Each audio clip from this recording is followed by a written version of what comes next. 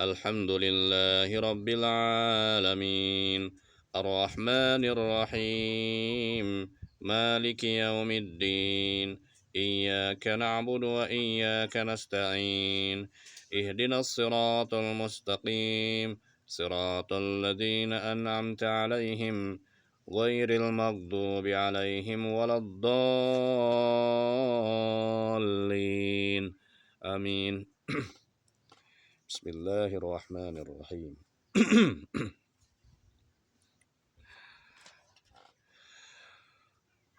وإذا مس الناس ضر دعوا ربهم منيبين إليه ثم إذا أذاقهم منه رحمة إذا فريق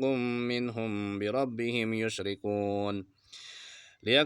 ليكفروا بما آتيناهم فتمتعوا فسوف تعلمون أم أنزلنا عليهم سلطانا فهو يتكلم بما كانوا به يشركون وإذا أذقنا الإنسان رحمة فرحوا بها وإن تصبهم وإن تصبهم سيئة بما قدمت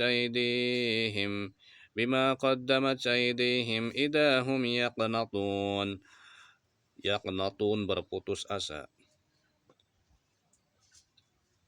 berputus asa. أولم يروا أن الله يبسط الرزق لمن يشاء ويقدر إن في ذلك لآيات لقوم يؤمنون فآت ذا القربى حقه والمسكين وابن السبيل ذلك خير للذين يريدون وجه الله أولئك هم المفلحون وما آتيتم من ربا ليربوا في أموال الناس فلا يربوا عند الله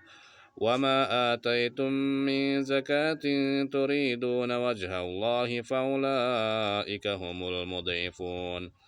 الله الذي خلقكم ثم رزقكم ثم يميتكم ثم يحييكم هل من شركائكم من يفعل من ذلكم من شيء سبحان الله وتعالى عما يشركون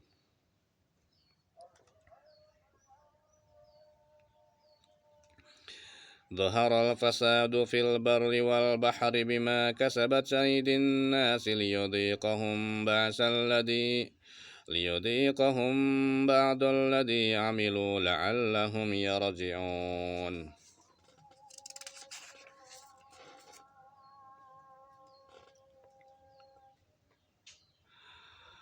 قل سيروا في الأرض فانظروا كيف كان عاقبة الذين من قبل كان أكثرهم مشركين فأقم وجهك للدين القيم من قبل أن يأتي يوم لا مرد له من الله يومئذ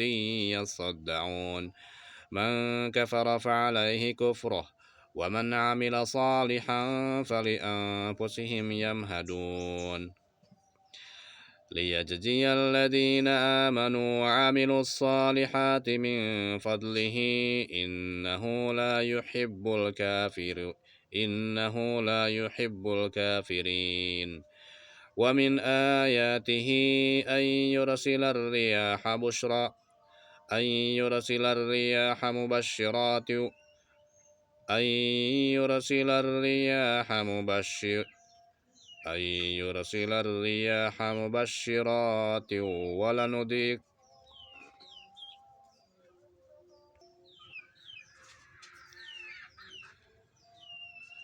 ومن آياته أن يرسل الرياح مبشرات وليذيقكم من رحمته ولتجري الفلك بأمره ولتبتغوا من فضله ولعلكم تشكرون ولقد أرسلنا من قبلك رسلا إلى قومهم فجاءوهم بالبينات فانتقمنا من الذين أجرموا وكان حقا علينا نصر المؤمنين الله الذي يرسل الرياح فتصير سحابا فيبسطه في السماء كيف يشاء ويجعله كسفا فترى الودق يخرج من خلاله فإذا أصاب به من يشاء من عباده إذا هم يستبشرون وإن كانوا وإن كانوا من قبل أن ينزل عليهم من قبله لمبلسين فانظر إلى آثار رحمة الله كيف يحيي الأرض بعد موتها إن ذلك لمحيي الموتى وهو على كل شيء قدير